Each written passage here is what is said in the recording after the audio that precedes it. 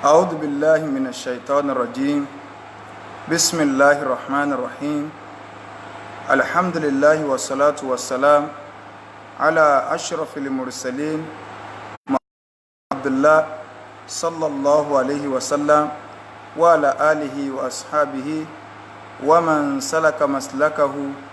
ونهج منهجه إلى يوم لا ينفع بنون إلا من أتى الله. Adúpẹ́ lọ sí ọ̀dọ̀ Ọlọ́run ọba tí ó ṣe wá ní mùsùlùmí, òun náà lọ́ba tí adúpẹ́ fún. À ń tọrọ àlékún ìkẹ́ àti ìgẹ̀ fún aṣọ́jáde Nábì wa Muhammad sallallahu alaihi wasallam. Ìkẹ́ Ọlọ́run kó máa bá Ànábì wa Muhammad sallallahu alaihi wasallam àti àwọn ará ilé rẹ̀ àti àwọn sàhábà rẹ̀ àti gbogbo àwọn mùsùlùmí tí à ń tẹ̀lé ojúpọ̀nà tí Ànábì wa sallallahu alaihi wasallam tí ó fi ilẹ̀ tí ó fi di ọjọ́ tó jẹ́ pé la yanfa'u fi malun wala banun. Owó àtọmọ kò ní ṣàǹfààní àfẹnutọ́ wá pàdé Ọlọ́run ọba àlékọ́lá pẹ̀lú ọkàn tó là kúrò níbi ẹbọ ṣíṣe àti ìwà nifaq. Ọlọ́run ò dákunjọ́ jàre gbogbo tí yóò bá wa tó fi jẹ́ wípé n tí wọ Ọlọ́run ọ̀fẹ́ òun láàmú wá rán bò tá a máa fẹ̀ hò lórí rẹ̀. Ọlọ́run má jẹ́ kó ṣẹlẹ̀ sẹ́ni kọ̀ọ̀kan wa o, má jẹ́ ká wà náà tí ó máa ṣì àwọn èèyàn lọ́nà wọlá àjọ kan oṣù rẹ wọlá gbólóhùn la ilaha illallah. Kí gbogbo ẹ̀yin olùgbọ́ wa pátá wípé assalamu alaikum wa rahmatullahi wa barakatuhu. So kí a má bínú, aago 8:30 ó ní a máa ń bẹ̀rẹ̀ ètò tí a máa ń ṣe ní òní ọjọ́ Friday, ṣùgbọ́n fún dìkan sí kejì a bí sí látàárọ̀ pẹ̀lú àwọn àlejò kan tí wọ́n wá bá wa. Ó ní ó fi lé bí 30 minutes kó tó di pé a bẹ̀rẹ̀. Ṣùgbọ́n kan náà Quran ni a máa ń tú ní ọjọ́ Friday báyìí, ṣùgbọ́n lónìí a sọ̀rọ̀ lórí ọ̀rọ̀ ó ṣe ọdún Christmas kò ṣe ọdún Christmas láti lè fi ṣe àlàyé lórí àwọn ọ̀rọ̀ tí ń já rìnrìn pẹ̀lú ọ̀rọ̀ tí àáfàá Ṣọlágbẹrú tí ó sọ nígbàtí àáfàá sọ̀rọ̀. Mo sì ṣàlàyé ọ̀rọ̀, kódà mo pọ́n àáfàá lé gan pẹ̀lú pé mo sì rọra ṣàlàyé ọ̀rọ̀, ṣùgbọ́n alhamdulillah àáfàá ń padà ń sọ yí pé èébú là ń bú. Ẹni tó bá wo fídíò yẹn yóò rí pé èmi ò bẹ́ẹ̀ bo ni ò sì sínú ẹni tí ń ṣépè, ṣùgbọ́n hadha bayanu linnas, a gbọ́dọ̀ ṣàlàyé dáadáa. Kì í ṣe torí àáfàá o, torí ara wọn míì náà tí wọ́n tó ń jáde tí wọ́n ń sọ pé àníṣẹ́ káwọn èèyàn jẹ́ akálàsí wọn kéré. Alhamdulillah ọ̀rọ̀ yìí ti yí ayé gan, ó yí àwọn èèyàn gan. So ṣùgbọ́n gbogbo orú eléyìí ní máa ń jẹ́ àlàyé tí ó fi jẹ́ kálukú ó lè bá a mọ lẹ́vù tí àwọn èèyàn mọ nínú ọmọ. So kọ́lọ̀ balẹ̀kọ́ lápọ́sà náà nìkọ̀ọ̀kan wa àwọn ọmọ kéw, ṣùgbọ́n alhamdulillah àìsà láìmọ̀kan a sì rìn lójú ọ̀nà pé ká mọ̀ ọ́n àpèrà wa ní àgbà àfà. So ṣùgbọ́n àti gbò lẹ́yìn tí sì ń wá mọ̀ kéèyàn sì máa jẹ́ tọ́líbùl ilmi tí ó fi jáde láyé òun ló lóore fún o. Imamu Ahmad rahimahullah ta'ala rahmatan wasi'a lẹ́yìn ìgbà tí bàbá ti há 100,000 hadith àbàtún wá ń gbé yínkì wọ́n tún lọ kórókórókóró ẹnìkan wá pàdé wọn kí Ahmadu kí ló tún wá ládùúgbò mọ̀ yìí. Bàbá ní máàlì mahbaro ilal makbaro, ìtumọ̀ rẹ̀ ní páàkì òkú. Sẹ́rí yínkì àti kọ́lámù táwà mú lọ́ẹ̀ ikú nìkan ni ó gbà lọ́wọ́ wa. In táwa náà wà nù wípé àwọ̀ ọ̀yẹ̀ àwọ̀ ògbò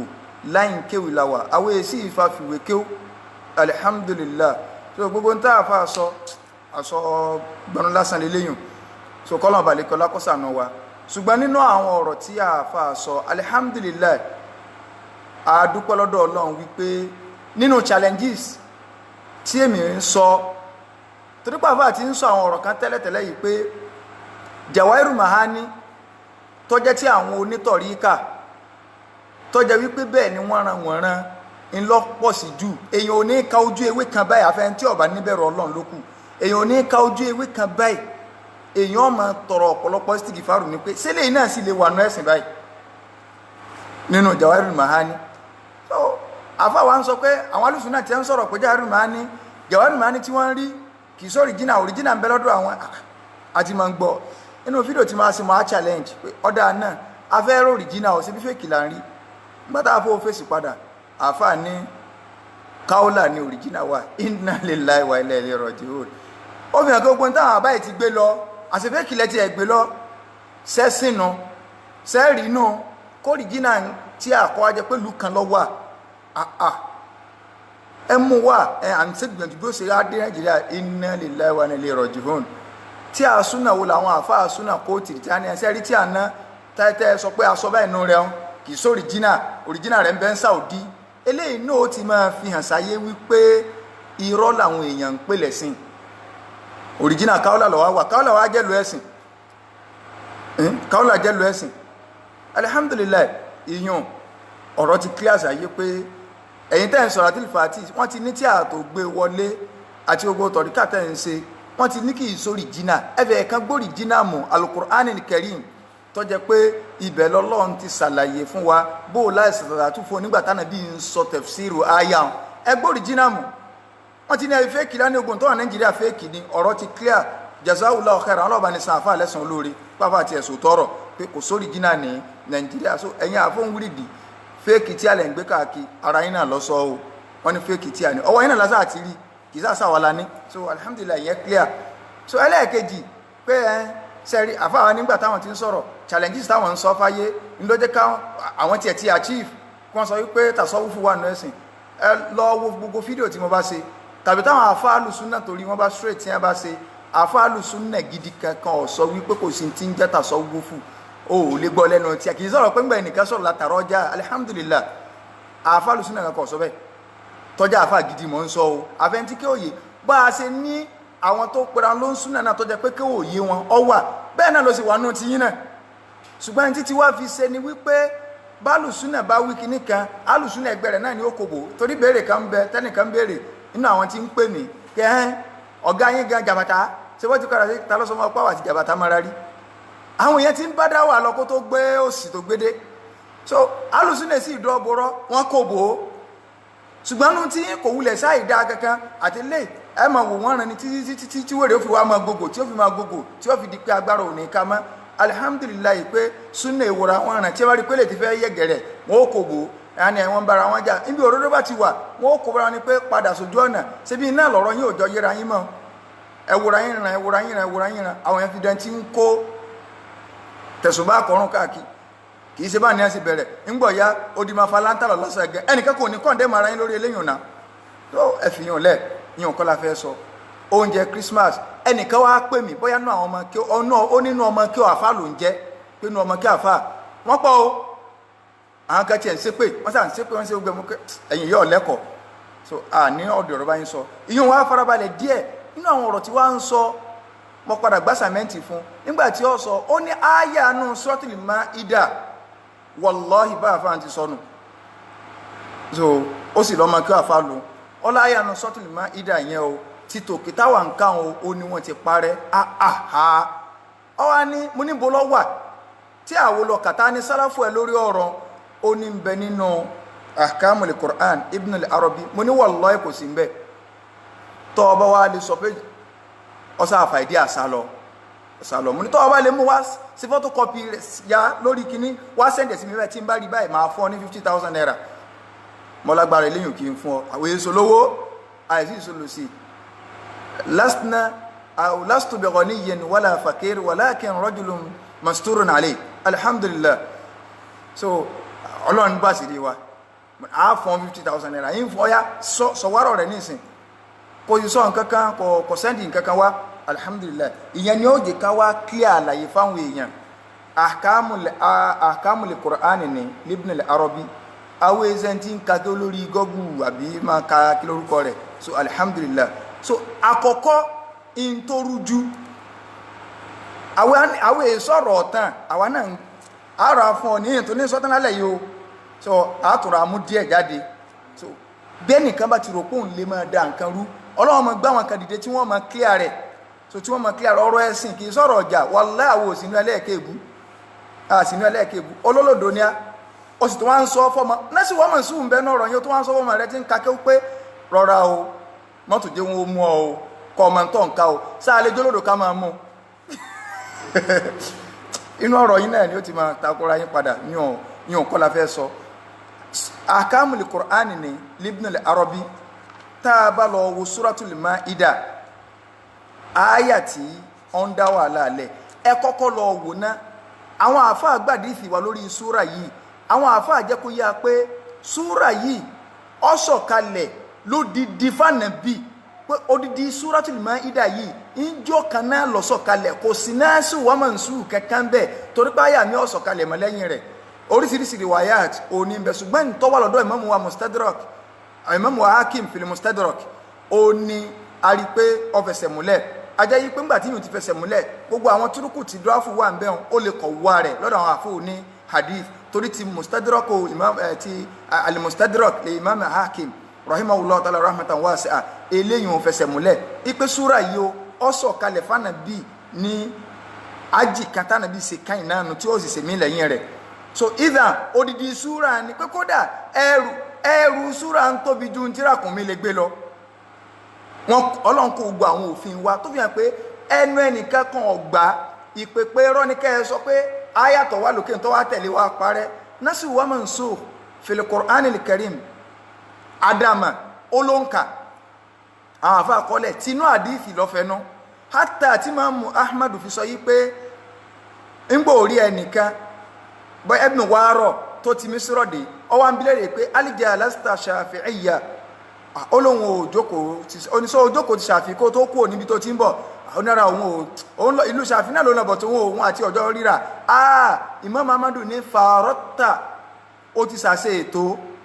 lè annani ma alimtu li mujmala min al mufassal wala nasikha min al mansukh hatta jalastu Shafi'iyya imma mujmalu nínú mufassal imma nasikhu min al mansukh in tí wọ́n ti parẹ́ imma pé eléyìí wọ́n parẹ́ eléyìí wọ́n ti parẹ́ nínú hadithi hatta jalastu Shafi'iyya tí mo fi jókòó ti Imam Shafi'i rahimahullah ta'ala rahmatan wasi'a Suratul Maida nígbà tó Ọlọ́run sọ̀rọ̀ ibi tó ti rújú ni o kò sì rújú o Ọlọ́run clear rẹ̀ o ṣùgbọ́n nílà káì lọ́lọ́run bá wí kì í ṣe ọ̀jọ̀gbọ́n ìyàtọ̀ ń bẹ láàrin méjèèjì so Ọlọ́run ní hurrimati alaykumul maytatu wad-damu wa lahmul khinzir Ọlọ́run ló ń ṣe mẹ́ta òkú ńbete Ọlọ́run ló ń ṣe léèwọ̀ fún wa àti kànáà níbi tá a ti sọ ṣùgbọ́n bí tá a fẹ́ lò ní pé nígbà tó Ọlọ́run ọba àlékè ọlá a fẹ́ ka ọ̀rọ̀ ìmáàmù wa Ibn al-Arabi a fẹ́ kà jáde lórí àyà yìí Ọlọ́run ọba àlékè ọlá nígbà tó sọ yìí pé òun ṣe àwọn nǹkan kan léèwọ̀ fún wa ó ti kà á látòkè ẹ má jẹ òkú ńbete tó ní a má jẹun hadithi sọrú ń tá a wá lè jẹ nínú òkú ńbete ń tó kú tọ́jà yìí pé mata atifa anfihi biduni zakatin shar'iyya gbogbo ń tó bá kú tọ́jà wípé kò bọ́bẹ kò í sọ̀nà ṣẹ̀ríà ni wọ́n gbàdú irú nǹkan bá òní mẹ́ta Ọlọ́run bá lè kọ́lá wá ní ká má jẹ ṣùgbọ́n náà àdìsí Abdullah ibn Umar ó wá kílẹ̀ rẹ̀ fún ayé pé ànábì ní uhillati lana maytatan wa daman Ọlọ́run ṣe léèwọ̀ fún apá àlejò kú ńbete méjì bó ṣe ní ká má jòkú ńbete òun ọwọ́ àlejò kú ńbete méjì òbúkú ńbete wo òun náà ní alijarod walhut ẹja àti tata ẹja kò níbẹ̀ wọn nígbà wá dínú Suratul Maida ayẹlẹ́ karùn-ún Ọlọ́run ti sọ fún aláyẹlẹ́ kẹta yìí pé wà má dhubiha ala nusbi in tí wọ́n bá pa àfáàní òkúta tí wọ́n sọ́ráǹdì kàbá ṣùgbọ́n àfáàní padà sọ yìí pé al-ibratu bí umumil lafz la bi khususis sabab alhamdulillah yóò ti clear ipe òòsà in tí wọ́n fi sọ rí òòsà mọ̀ ń bọ̀ bí ọ̀rọ̀ táwọn afáà sọ lórí rẹ̀ o kágbà pé in tí wọ́n fi sọ rí òòsà iná ẹ̀sìn ní túmọ̀ rẹ̀ so wà má uhilla bihi li ghayrillahi bihi in tọ́lọ́ ń sọ náà pé in tí wọ́n bá dá kọ̀ọ̀kan mí sì tọ́ yàtọ̀ sókọ Ọlọ́run ti sọ àwọn nǹkan táwọn ò lè jẹ àwa mùsùlùmí nígbà Ọlọ́run wá kàtán Ọlọ́run wá ń sọ pé wọ́n tó wá máa bí ọ léèrè wà nàbí o pé kí ni tọ́ lẹ́tọ̀ọ́ tá a lè jẹ Ọlọ́run tó wá kan tá a lè jẹ lẹ́yìn rẹ̀ Ọlọ́run wá sọ yìí pé al-yawma lónìí yìí o ọwọ́ ọ̀rọ̀ tí àáfà Ibn al-Arabi nínú tí àti ọmọ yìí dákọ ó ní o mujalladu ẹlẹ́ẹ̀kejì òní nọ́mbà 2 rẹ̀ mujalladu ẹlẹ́ẹ̀kejì òní ẹni tí ó parọ́ ní ọmọ ẹlẹ́rìí òun bẹ lọ́rùn tí àtàwà ń lò kò sí ń káwọ́là ọ wà ń lé so ọlọ́run wá ní uhilla lakumu tayyibat wa ta'amul ladina utul kitaba hillun lakum wa ta'amukum hillun lahum ọlọ́run ní oúnjẹ àwọn alul kitab ó lẹ́tọ̀ fún yín oúnjẹ tí yín náà ó lẹ́tọ̀ fún wọn kí wá ní àáfàá wáyé tí wọ́n sọ wọ́n sọ̀rọ̀ wọ́n ní fiha ashru masail lórí ọ̀rọ̀ yìí o masala mẹ́wàá ọ̀rọ̀ mẹ́wàá ní bẹ lórí rẹ̀ al-mas'alatul ula masala alákọ̀ọ́kọ́ iṣu alákọ̀ọ́kọ́ náà ni pé al-yawm uhilla lakum wọ́n ní ẹ̀ẹ̀mẹ́ta lọ́lọ́run ọba àlékè lápára al-yawm lọ́wọ́ àwọn àyà yẹn lọ́n sọ pé lónìí yìí o wọ́n ní kí la wá fẹ́ fàyọ́ ń bẹ̀ ajẹ́ yí pé fi thalathatu aqwal ọ̀rọ̀ mẹ́ta ló wà ń bẹ̀ alákọ̀ọ́kọ́ annahu yawmul ithnaini bil madina wọ́n ní ìjọ monday ní nílùú madina annahu bimana al-an wọ́n ní a máa túmọ̀ pé ní ìsìn al-yawm yẹn a máa túmọ̀ ní ìsìn li anna al-araba taqul al-yawm kadha bimana al-an wọ́n ní lédè lárúbáwá máa sọ pé al-yawm lónìí in tí wọ́n gbà lérò pẹ̀lú lónìí ni pé ní ìsìn ka annahu waqtu zaman bí ẹni pé àkókò àsìkò ni èèyàn bá wọn wá ní ẹlẹ́ẹ̀kẹta ọ̀rọ̀ òun náà ni pé annahu yawmu arafa pé òun náà ni pé yawmu arafa ètò sì fẹsẹ̀ múlẹ̀ jù ẹ̀rí ní ìṣẹ́wọ̀n nǹkan lórí ọ̀rọ̀ ní ìsìn pé ọwọ́ al-yawma tọ́lọ́ ń sọ ẹni tó bá fẹ́ dẹ̀sì rúmọ́ lójú náà nìṣẹ́ rí mọ́sálà yẹn mọ́sálà khilafiyya ni torí táwọn fi parí ọ̀rọ̀ nu àwọn àfa ẹnu òkò lórí rẹ̀ ọ̀rọ̀ lè pé méjì mẹ́ta ọ̀rọ̀ lè pé mẹ́rin ó lè pé márùn ṣùgbọ́n tó ọba tó náà dárìn nù mọ́ ọgbọ́dọ̀ lè mọ arjaul aqwal kálukú lè sọ nǹkan tó bá wù yurafu al-haqqu bil-haqqi la bir-rijal a máa mọ òdodo pẹ̀lú òdodo kì í ṣe personality ẹ̀ tó bá sọ̀rọ̀ a lọ wò pé kí ló kóòtì gbogbo ń tọ́pọ̀lọpọ̀ àwọn àfọ onítẹ̀fsírì sọ ni pé al-yawm òní tọ́lọ́ ń sọ òun náà ní yawmu arafa ó fi àpọ̀rọ̀ méjì iwájú kò fẹsẹ̀ múlẹ̀ torí nígbà tá a bá ń padà ń kọ̀rọ̀ àwọn míì náà lórí àwọn ọ̀rọ̀ tí àwọn èèyàn lè fẹ́ gọ sí lábẹ́nú pé àwọn àfáà kan la lè jẹ́ kí lẹ́rìí tí wọ́n fi la lè jẹ́ kí lẹ́rìí táwọn tó la lè jẹ́ la lè jẹ́ àyàn wà gbéra ẹjọ́ gbogbo àtà bá ń gbọ́rọ̀ ẹ jẹ́ ká fìlà ká ìgbọ́rọ̀ ni ká má gbarata ọ̀rọ̀ ẹ̀sìn sọ̀rọ̀ gbarata kì í sọ̀rọ̀ pé kíní oríṣiríṣi kọ́ la wá ń kọ́ gbà oríṣiríṣi threatening sí lórí ọ̀rọ̀ ẹ̀sìn níjọ́ olè nìkan sọ̀rọ̀ tó kọ́rọ́dún fún alùsùnà kan àbẹ́nìkan sọ̀rọ̀ kan táwọn ọmọlẹ́yìn alùsùnà wa ń pè yìí pé a ṣe ọlẹ́sẹ̀ ni o a ṣe kíní kan ni o ṣé tọ́ọ̀gì ní islam ni ṣé tọ́ọ̀gì ní islam ni ẹ wá ń pè kíní kan wọ́n bá fá wa wọ́n ṣe kíní kan àwọn èèyàn máa bá nàbí ẹ̀ mọ̀ sọ̀rọ̀ àwọn èèyàn máa ń parọ́ máa nàbí ẹ̀ mọ̀ sọ̀rọ̀ inna lillahi wa inna ilayhi raji'un so ó sì wá lè tó bá wọn náà àfa wa ń sọ̀rọ̀ yìí pé was-sahihu anna qawlahu al-yawma akmaltu lakum huwa yawmu arafa ìyọ̀n ti lọ bá ọ̀rọ̀ tá a fà sọ nù kò sí ọ̀rọ̀ kankan bí ma àfà wá ní al-mas'alatu thalitha iṣu ẹlẹ́ẹ̀kẹta tá a fẹ́ sọ fi mana kamali din wa tamami limina nígbà Ọlọ́run sọ pé al-yawma akmaltu lakum dinakum tọ́lọ́ ń sọ wọ́n ní kí ni túmọ̀ pé Ọlọ́run ló ń pé ẹ̀sìn yẹn fún wa àfà wá ní ọ̀rọ̀ táwọn sọ ń bẹ̀ ọ̀pọ̀ alákọ̀ọ́kọ́ wọ́n ní pé wọ́n á ń sọ ìtumọ̀ mo pé ẹ̀sìn fún yín ngbọ wá dé number 6 ẹ̀ ìntọ́kàn wà wọ́n ní al-yawm akmaltu lakum al-fara'id wa anqata an-nasikh wọ́n ní túmọ̀ rẹ̀ ní pé òní mo ti pé ẹ̀sìn fún yín o wa anqata an-nasikh kò sí pé mo fẹ́ pa nǹkan rẹ́ mọ́nú Islam àfáà tí ọmọ akẹ́ oyin kó ti pè ọ́ sọ yí pé wọ́n ti páyà rẹ̀ àwọn ní à ń sọ̀rọ̀ yìí jáde o wallahi ó ní o al-yawm pé bìmánà ké ó ní tó bá lè hàn nkọtọ a anasihu ṣe àáfàá tó sọ bá ń lẹ́wà kẹ́ ẹ tó máa parọ́ máa fà láàfàá tó ti kú ọlọ́run ọ̀dà ìyàn báwọn ká lọ sínú tẹ̀fsírì mi ẹni tí ó purọ́ tí àti òsì ń káwọ́lá o Nàìjíríà lọ wà tẹ̀fsírì eléyìí ó ní tẹ̀fsírì al-Imamu wa Fakhru Razi tá a mọ̀ sí Mafatihul Ghaib so ìdí ẹlẹ́ẹ̀kejì rẹ̀ àwọn kan máa pè ní at-Tafsirul Kabir àwọn kan máa pè ní Mafatihul Ghaib tá a bá lọ wò nígbàtí àfà ń sọ̀rọ̀ wà máa dhubiha ala nusubin wà máa dhubiha ala nusubin àfà ń sọ̀rọ̀ rẹ̀ torí àsìkò ká lọ kánú tafsiri a rí ń bẹ̀ wàláì àáfàá fi rinlẹ̀ lórí pé al-Imam Malik alayhi rahmatullahi rahmatan wasi'a wọ́n kọ kéèyàn jẹ oúnjẹ àwọn kiriyó níjọ́ ọdún ẹ sì máa pariwo pé màlìkíyà nìyí ẹ máa pariwo pé màlìkí ni yóò màlìkí ni yóò àáfàá ń sọ bẹ́ẹ̀ yìí pé wa ma dhubiha ala nusbi kí n tiẹ̀ ka àwọn ọ̀rọ̀ mi tí àáfàá sọ jáde nínú tírà yìí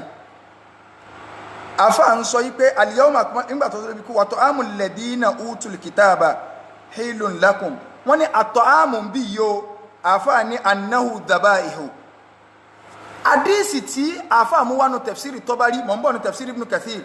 àdísì tí àáfàá mú wánu tafsiri Tabari wípé wọ́n bi Abu Darda léèrè ipe ṣe tí máa pẹran ṣọ́ọ̀ṣì sá lè jẹ́ sẹ́nìkan sọ pé àlè jẹ́ ni tí wọ́n bá pẹran nínú ṣọ́ọ̀ṣì àlè jẹ́ náà tí Christian bá ṣe ń jẹ àlè jẹ́ ṣé ń tàn sọ òye yín ni ẹ má dàrú mọ́ra wọn a sọ pé àlè jẹ́ ń jẹ Christian a sọ bẹ́ẹ̀ o àní ìtọ́jà wọ́tọ̀ àmú àwọn àfáà ti sọ fún ayé pé kọ́ ìdà ni Ọlọ́run ti ṣàlàyé ọ̀rọ̀ lókè yìí pé yín tẹ́yìn mùsùlùmí ò lè jẹ ni in tí ẹ bá pa fóòsà in tí wọn ọ̀dà kọ Ọlọ́run lé lórí ká tó torí ìfẹ́ gba àsìkò bíi 30 minutes náà mo fẹ́ lò in tí wọn ọ̀bà dákọ Ọlọ́run lé lórí Ọlọ́run ti sọ táwọn ò lè jẹ lókè ẹ tó wá expect Ọlọ́run gbà tó wá dé àyà karùn-ún tó sọ yìí pé wọ̀tọ̀ àmúlẹ̀ ladina utul kitaba hilun lakum oúnjẹ àwọn tá a fún ní tírà o à ń bọ̀ ń bẹ́ o àwọn oníyàn fún ní tírà oúnjẹ àwọn tá a fún ní tírà ó ti lẹ́tọ̀ sí yín o kó tó mọ̀ sọ pé ṣùgbọ́n ntí ẹ bá pa tí wọn ò fi sọrí òòsà àní bí mùsùlùmí gan àwọn àfa àwọn fún wa ní kọ́ídà yìí pé al-mafhum kalimatun in tá a bá ti gbọ́yé bí ẹni pé ẹ ti sọ fún wa ni laysa kullu ma yufhamu yuntaq kì í ṣe ogun tí ẹ máa ti gbọ́yé léèyàn máa ń sọ fún èèyàn níyàwó ọwọ́ ní ìyá alágbájá lọ́ba ń dáná ìyàwó á dáná tán ó ní ebi ń pa mí mo fẹ́ jẹun ìyàwó á lọ sí oúnjẹ tán ọwọ́ agbóúnjẹ kitchen ọkọ wa ní oúnjẹ dà ó lẹ sọ pé ń dáná ní ẹ sọ pé ń gbé wá sí kò yẹ kí n ò ti mọ̀ pé yóò níyàwó tí wọ́n sì máa sọ fún pé tọ́ba á dáná tán ó wà á bù sínú kinní kan ó ṣe gbá ó ṣàwò Ọlọ́run ti sọ ń tà lè jẹ lókè oúnjẹ àwọn alùkìtà tí ọba ti jọ ọmọ kẹkẹ nu ń tà lè jẹ lókè òun alẹ́ tó àti jẹ ẹ má dà pọ̀ mọ́ra wọn kò rújú rárá ẹ fẹ́ di kírísílámù ni kẹsì ìsìlámù díẹ̀ káàntì láti tẹ́ tí wọ́n ń jẹ́ kírísímàsì gbogbo ẹ̀yìn tẹ́lẹ̀ ń jẹ́ tẹ́ni àwọn kírísítẹ̀n olùbátọ́ dá wa sọ pé wà láǹtẹ́rọ̀dọ̀ ankali yahudu wà lánàṣọ́rọ̀ hátà tẹ̀tẹ̀bí amillatahum Ọlọ́run ní wàlẹ́ Ọlọ́run mọ̀rọ̀ sọ àwa la máa gbọ́ káàfà àkọ́mọ sọ pé kírísítẹ̀n wa ń pè pé ẹ̀yin ni o inú mi wá dùn sí yín báyìí ọba tó ní wani wọn ò ní yọ́nú sí ọ tó fi dàbí wọn nígbà wọn rí páyé rẹ bá ti rún bìkan ní ẹ fi yọ́nú sí ọ sọlọ́wọ́n ọ̀yá páyà rẹ Ọlọ́run ní wà láǹtẹ́rọ̀dọ̀ ankali yahudu wà lánàṣọ́rọ̀ ìwà nàbí láyé wọn ò ní yọ́nú sí ọ tí kírísítẹ̀n bá ti yọ́nú sí ọ tí wọn ké sẹ́yìn mo ti ó rí i pé o ti bẹ́ǹdì níbì kan tó tẹ́ lọ́rùn àbí tí kírísítẹ̀n yẹn bá ṣe kírísítẹ̀n gidi lókù tó bá jẹ́ kírísítẹ̀n tó di kọ́ tó bá lòun yọ́nú sí mùsùlùmí ó rí i páyé ẹ ti rún bì kan pé eléyẹ tí ẹ ti bá mu tí ẹ ti ta lófin lòun yọ́nú sí ọ ọba tó dá wa lọ́sọ̀yún pé walan tarda ankal yahudu walan nasara hatta tattabi'a millatahum tí wọn náà fi dàbí wọn Ọlọ́run ni wà nàbí sọ pé kúlì inna hudallahi huwal huda sọ fún wa pé ọ̀nà ọmọ Ọlọ́run ọ̀nà Islam ò lọ náà ẹ mọ́ tó garun wo nǹkan mímọ́ idan àáfàá sọ ń bẹ́ yìí pé àwọn kan ní dàbá ihu wọn ọ̀rọ̀ Abu Darda sí à ń pa ẹran nù chọ́ọ̀chì wọ́n lè pa ẹran nù chọ́ọ̀chì ọ̀sọ̀pọ̀ lẹ́tọ̀ kún ọ jẹ́ sí wọ́n sọ fún yín pé wọ́n fi sọdún ni alọ́dún yìí là ń sọ ọdún yìí gẹ́gẹ́ yìí là ń sọ tí Christian bá ń ṣe ọdún tó wà nínú báíbù tí báíbù aláwọ̀ wọn àwa mùsùlùmí lè jẹ́ǹjẹ́ wọn tí ẹ bá ń ṣe fírídọ́ọ̀mù fọmọ tí ẹ gbóúnjẹ wá á jẹ́ǹjẹ́ wọn a lè jọ gbélé ẹ̀wọ̀n ni ìyàwó ọ̀nùgbọ́lọ́ ní káfẹ́ ìyàwó tọ́lọ ní káfẹ́ lára wọn ṣé ìyàwó wọn wà ní sọdún sáàmù yìí pé ọdún ìbáadà ni àbí òye wa ni ìjọsìn lọ́dún gan lọ́dọ̀ ti wà náà Ọlọ́run ti clear àwọn àlámọ̀rí ọ̀rọ̀ ẹ tó wá rò kọ́ lọ́wọ́ máa rìpíìtì ọ̀rọ̀ kọ́ máa rìpíìtì ọ̀rọ̀ àwọn àwọn tafsiri gan tí wọ́n tó ọ̀yà míì lọ tí wọ́n ti kárù rẹ̀ sálẹ̀ wọ́n ò ní padà aṣọ ti ọ̀rọ̀ níjọ́ màmí gbẹ́ náà àwọn ọmọ kí ó tún máa padà síbi tó ti ń bọ̀ ni àfáà wa ní tẹ̀tẹ̀ mi sọ lórí ọ̀rọ̀ oúnjẹ Christmas pé ọdún bẹ́ẹ̀ ni wọ́n dálé àfáà ní òótọ́ ọ̀rọ̀ ni o alihamdulillah mo ti àchífù náà àfáà ní òótọ́ ni ṣùgbọ́n kọ̀ọ̀kan fi làákà ìkun ni làákà yẹn ni pé ká yí làákà ìwọ láfikún bẹ́ẹ̀ o ọtí lóòótọ́ nìtàn ṣùgbọ́n kọ̀ọ̀kan fi làákà ìwọ tí wọ́n ń pé ọyẹ káàfọ́ bend kí ló dé ẹ̀yin tẹ́ ń pè tẹ́ ń ṣe pé kí lórúkọ rẹ̀ ẹ jẹ́ àfarabalẹ̀ ọ̀rọ̀ ẹ̀sìn lélẹ̀ kálukú ní hùríyà àti sọ̀n tó bá wù tó bá ti jẹ́ ọmọ rẹ̀sìn personality yẹn ọ̀kan wa ìyìn téèyàn bá rí kó ṣe kọ̀ọ̀kan wa ṣùgbọ́n tó bá sọ nǹkan tí ó sì nú ẹ̀sìn tó sọ lórí social media náà láti fún lésì because ayé ti gbọ́ lọ àníjà ara wa nú wallahi lazim tá a bá sì lérò nǹkan míì ó kù wá kọlọ́n ẹni ń wá kó lè bá àhàn ló fi nọ́mbà rẹ̀ ta so ń wá kó lè bá àhàn ló fi nọ́mbà mọ́ sọ ni mo ní torí ẹni tí ó béèrè kó lè bá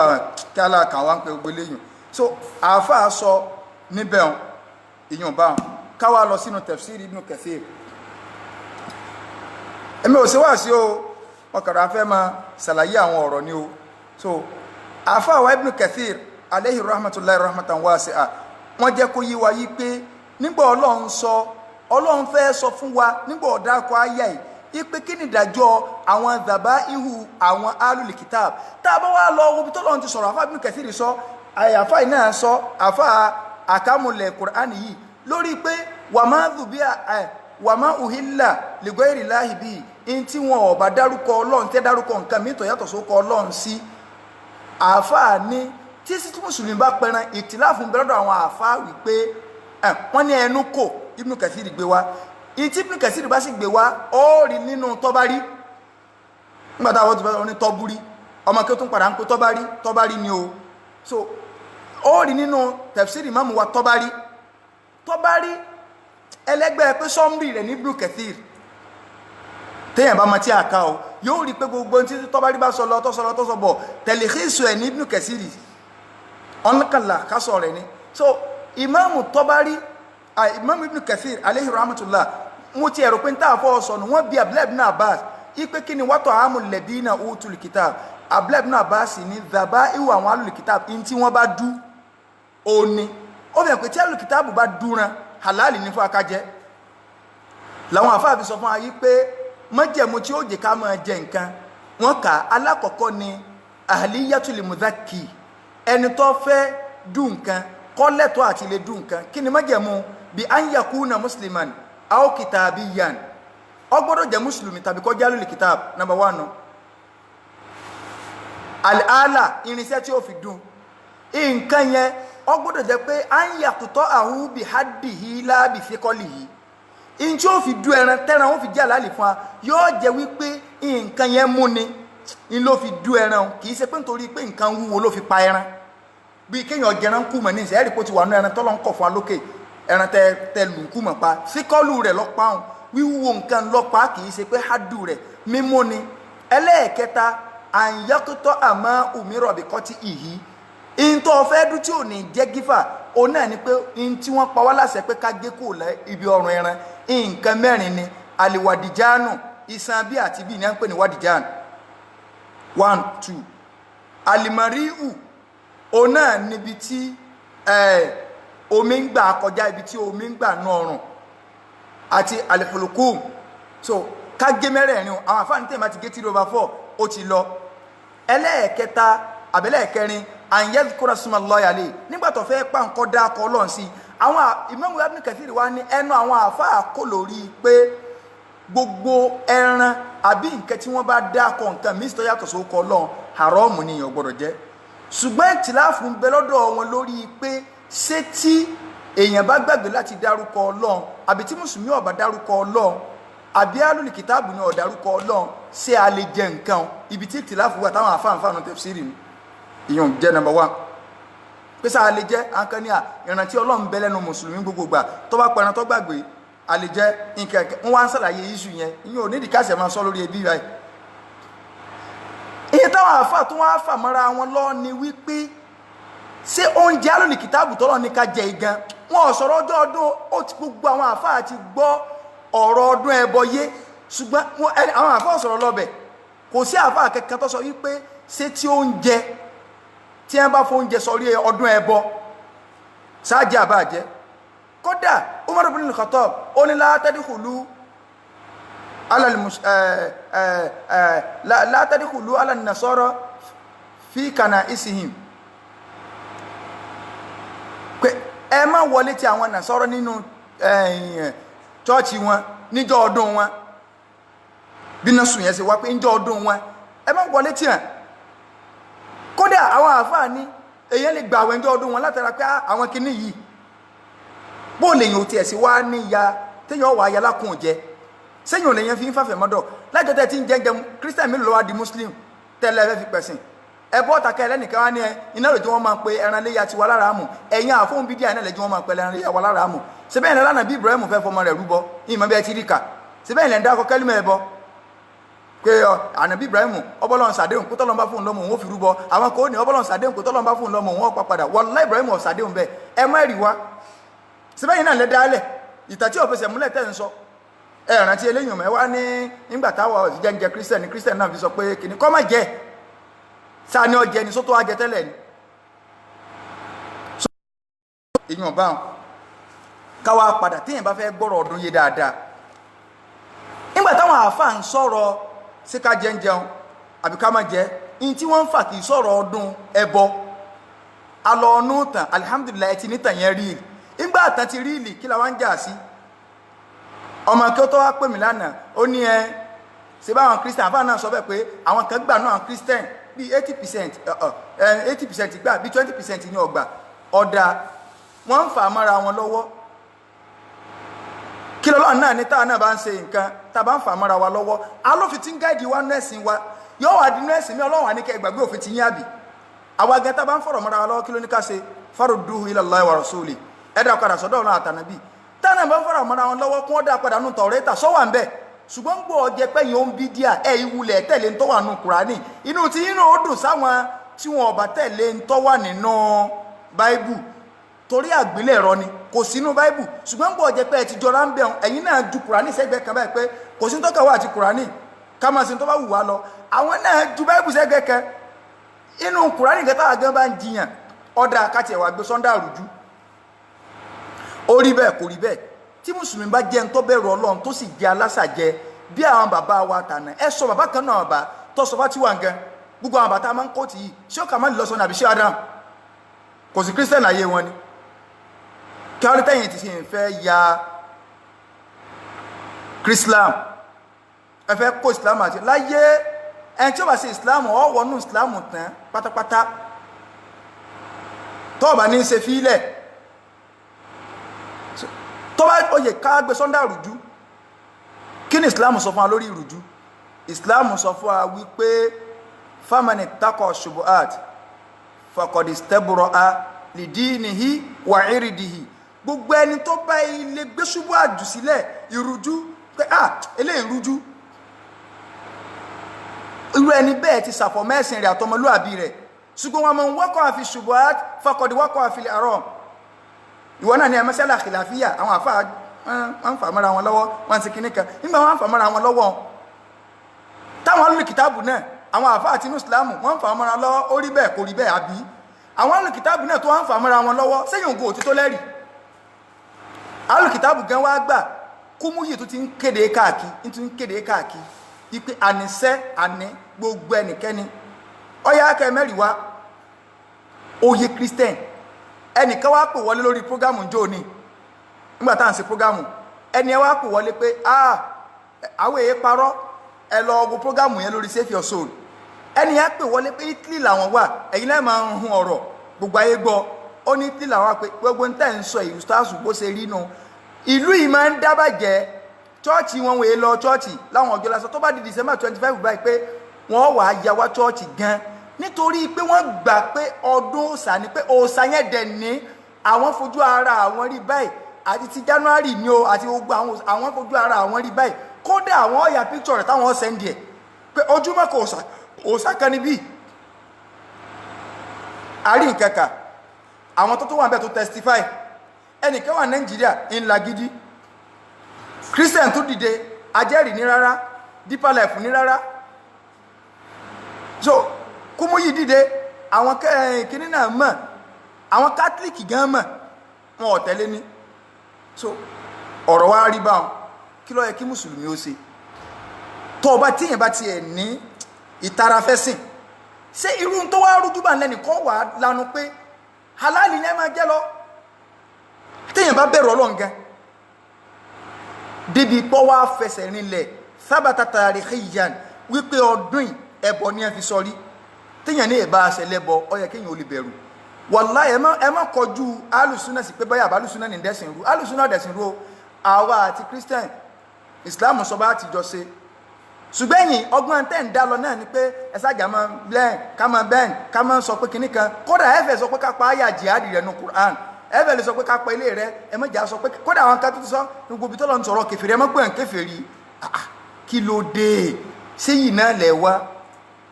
Atabtaguna indahumul izza, ṣé yìí náà lẹ̀ ń wá báyìí? Kásà máa wá wò pé àwọn ayé ilé ẹ̀mẹ́jà ká yóò máa dá wàhálà lẹ̀ láwùjọ, àwọn ayé ilé ẹ̀mọ́ jásí kékeré kan ẹ wá fẹ́ lè jọ̀rọ̀ Kùránì tán àlà ayé iṣẹ́ lórí kíni jama'a. Tá a bá lọ wo bí nínú kí lórúkọ rẹ̀ iqtida'u siratil mustaqim mukhalafati ashabil jahim tí Imamu wa Ibn Taymiyyah tí wọ́n ṣe tíyẹn bá lọ ká tíra àsìkò ti lọ ní o gbogbo ẹ̀. Kódà Imamu Malik alayhi rahmatullah wọ́n dúró lórí pé èèyàn ò tiẹ̀ gbọ́dọ̀ Imamu Malik lé lórí rẹ̀, ṣùgbọ́n ẹni kóòtì Malik ń bá wọn o, ẹni kóòtì Malik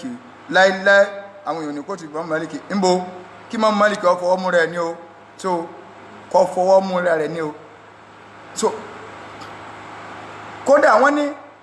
walaqad sa'ala Sa'id al-Mu'afiri Malikan, ó ní o sáà ti rí ó ní o. Ó bi Imam Malik léèrè, arákùnrin, ó ní ani ta'ami alladhi tasna'uhu an-nasara. Imam Malik gbogbo Ọlọ́run ti ẹ̀ mú yín, inú mi máa ń dùn ní gbogbo yẹn máa dákọ Malikiya ni wá láfíríkà kíní kan, àwọn Malikiya kíní kan, tẹ̀lé Maliki ọ̀nà. Maliki ta kówó lé olóko, Maliki ta kó kásàdúrà ní olóko, ọta kó kákúrà jọ kálà máa ń kakùrà ní o. Maliki ta kó ẹ̀rìn rẹ̀ lẹ́yìn o. Maliki ọwọ́ láwọn bílẹ̀rẹ̀ ani ta'ami alladhi tasna'uhu an-nasara limawtahum yatasaddaquna bihi anhum.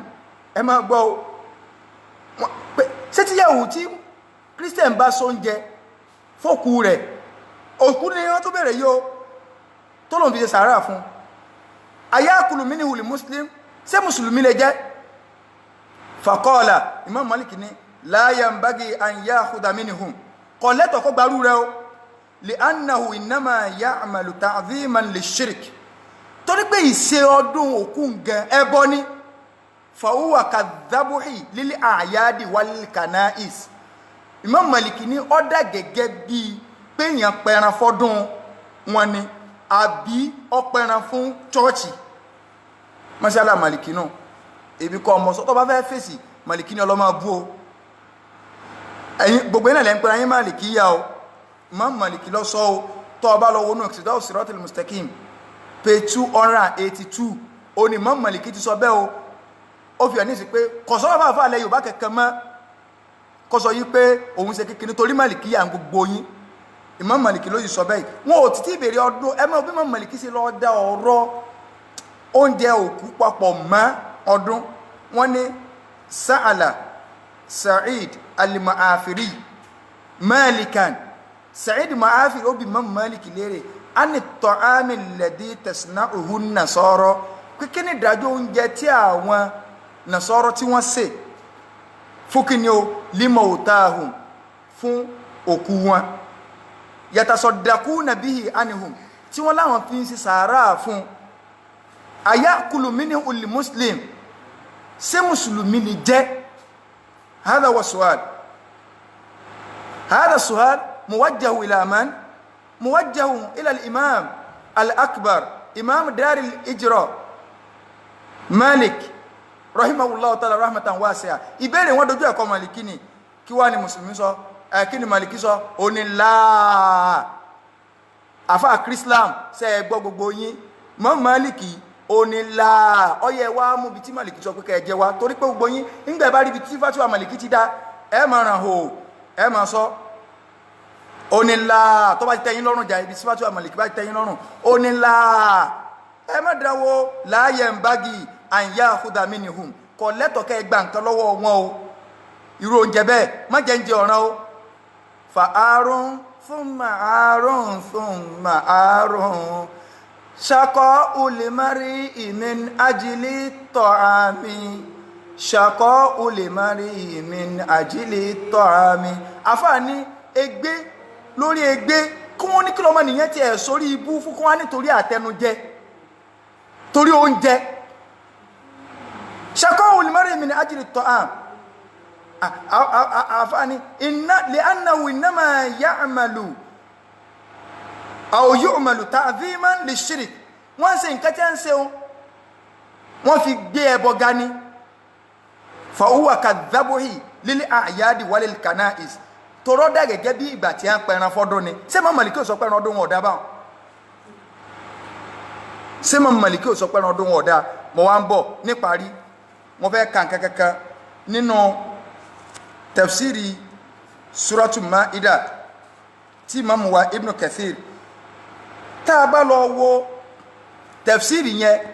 Ibn Kathir te wo èyí tí àwọn àfáà tí wọ́n ṣe tàkíkù rẹ̀ ìkan bẹ́ẹ̀ nínú àwọn àfáà tá à ń pè ní àfáà wa Sheikh Ahmad Shakir rahimahullah ta'ala rahmata wọ́n ra kọ́mẹ́ǹtì sábẹ́ ọ̀rọ̀ Ahlul Kitab wọ́n ní qala Sheikh Shakir rahimahullah hadha kullu fi ta'ami Ahlul Kitab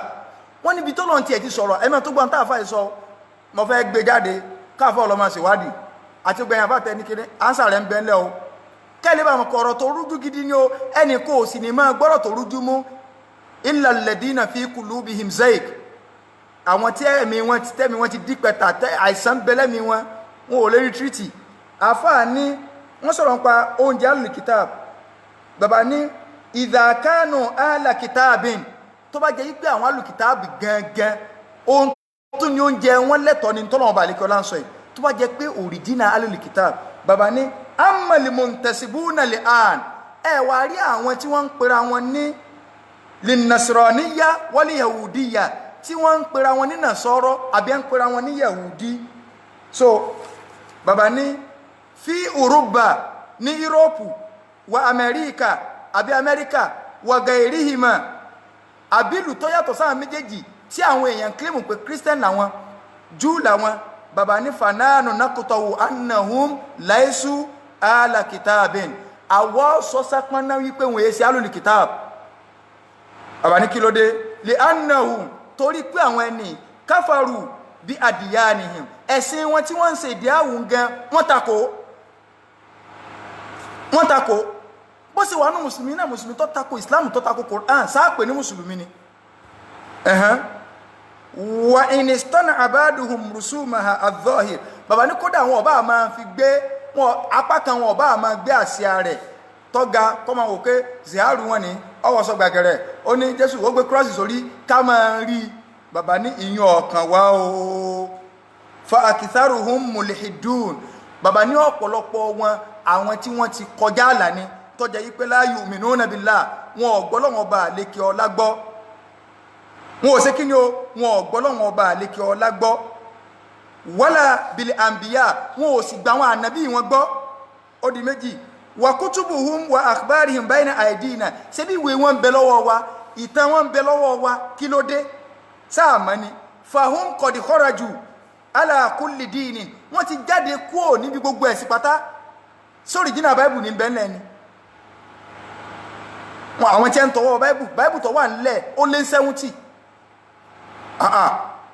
ẹ jọ wọn náà bó lẹ̀ sí ní jọ wọn gbà pé táyì náà fẹ́ gbé wọnú ẹ̀sìn nu ṣùgbọ́n Ọlọ́run lọ́wọ́ mọ́ sọ Islam pé bá ti fẹ́ gbèrú dúkà wá Ọlọ́run mọ́ káwọn tí ọmọ sí kíni o tí ọmọ kó gìbò yìí tí ọmọ kó wá wadanu bil ibahiyya wa tahallul fil akhlaqi wal a'rad so bàbá ní in tí a fi ń sẹ̀sìn òun náà ni pé gbogbo nǹkan àlàálì lọ́dọ̀ wọn gbogbo ẹ̀ wọ́n kẹsà ń ṣe lọ ni bàbá ní wọn ò bìkítà ọmọlúwàbí kẹ̀kẹ́ wọ́n ń ṣe lọ ni kí wá ní o fàlàyé jùúsù nìka ú nìsa ìhìn lọ́dọ̀ tàwọn àfáwà Ahmadu Shakir àgbà àfá aládìífì ni tí gbogbo ayé mọ̀ pé àfá ni wọ́n ní lọ́dọ̀ tàwọn kò lẹ́tọ̀ kéèyàn ó fẹ́ obìnrin wọn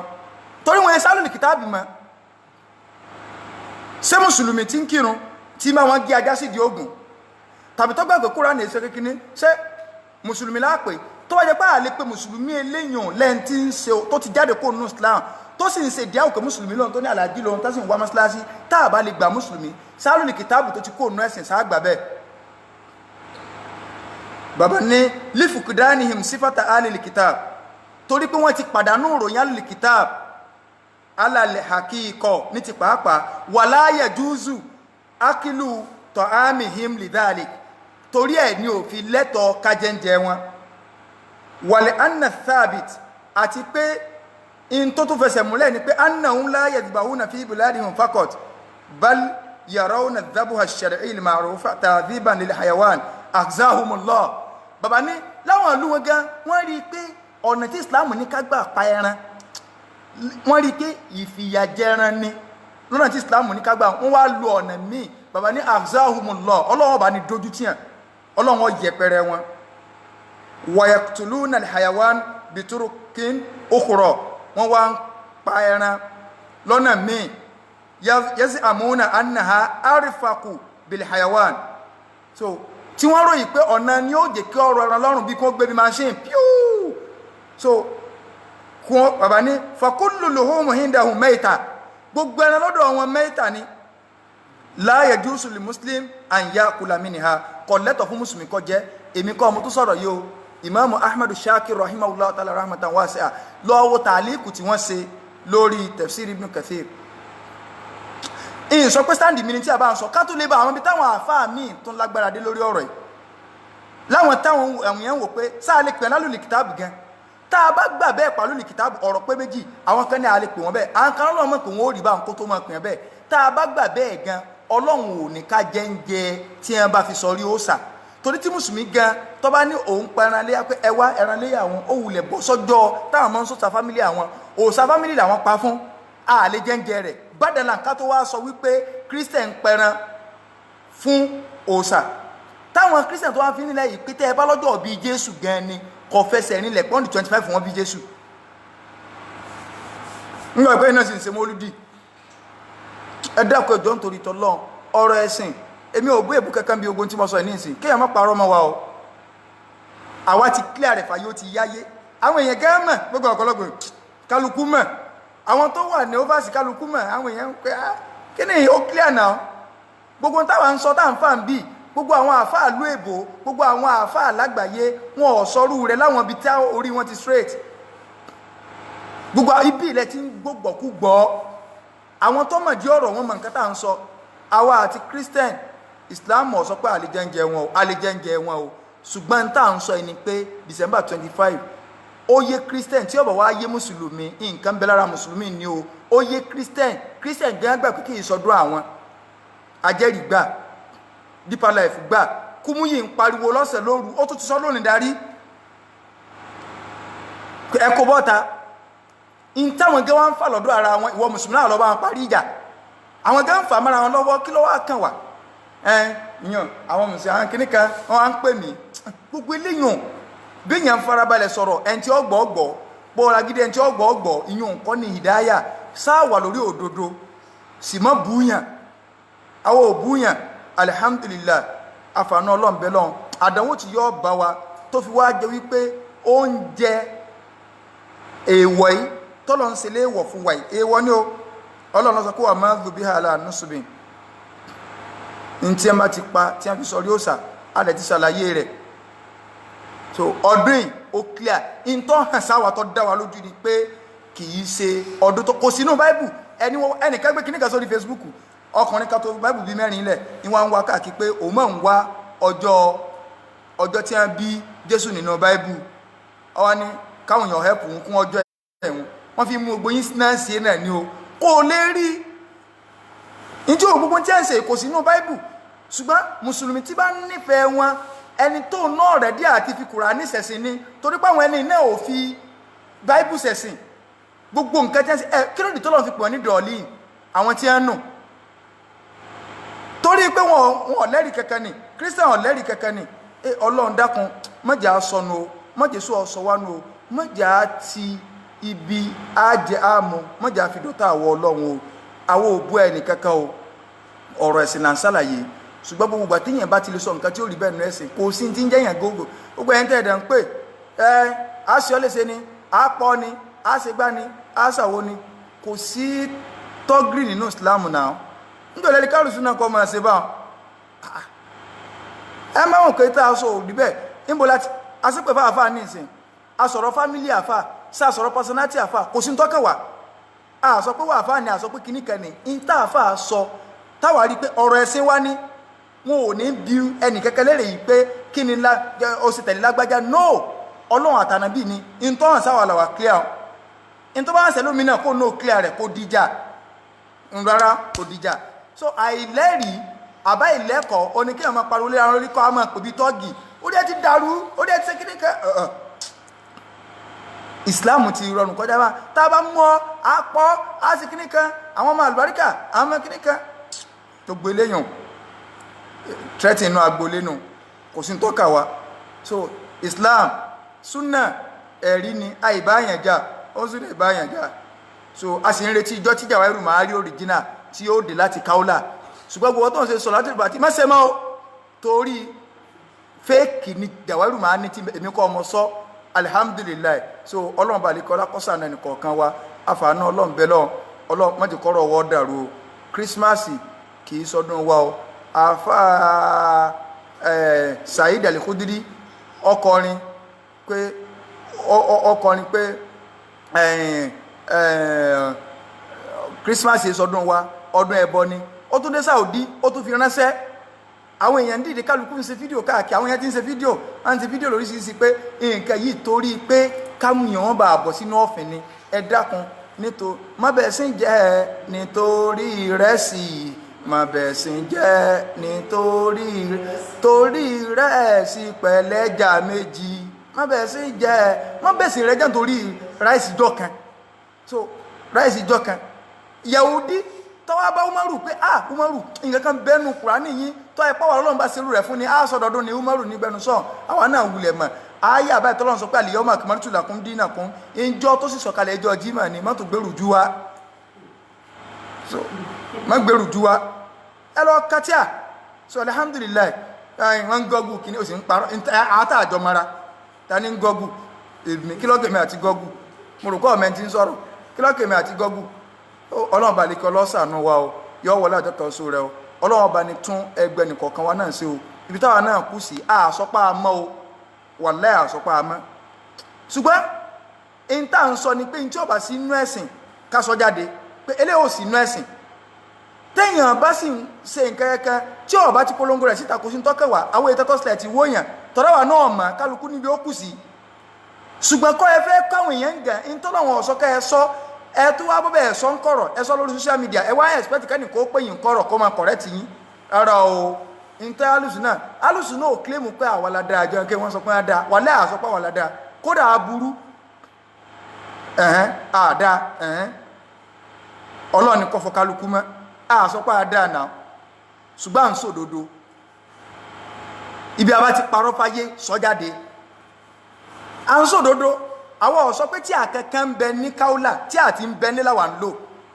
ń tàà sì rí a tètè lò náà nígbà tàà tí ìrìtìn wọ́n ti ní a máa lọ Kaula àdánwò ni Ọlọ́run ìbẹ́lọ́n kí n débẹ̀ kí ni a mú ń bẹ̀ ẹ̀yin kùbùrì yún Kaula Ọlọ́run ṣe Kaula lè wọ̀ mí o mọ̀ bẹ̀ ọ́ ni o n ò nídìí ẹ o nídìí Kaula ní gbèsè ayé mi o ṣèkà ibi tí ó yẹ kéèyàn jẹ́ran pé èèyàn ó dé Ọlọ́run ti mú adé bẹ̀ tún já máa lè lọ wọlé àjọkà oṣù rẹ wọlé agbóló ńlá ilaha illallah gbogbo ẹni tí ń gbọ́ wa ojú tí ń wò wá etí tí ń gbọ́ wa mọ́jọ́rọ́ ẹnì kọ̀ọ̀kan wọ́n dàrú hada wa sallallahu ala sayyidina Muhammad wa ala alihi wa sahbihi ahyar wa sallama tasliman kathira subhana rabbika rabbil izzati amma yasifun wa salamun ala al mursalin walhamdulillahi rabbil alamin.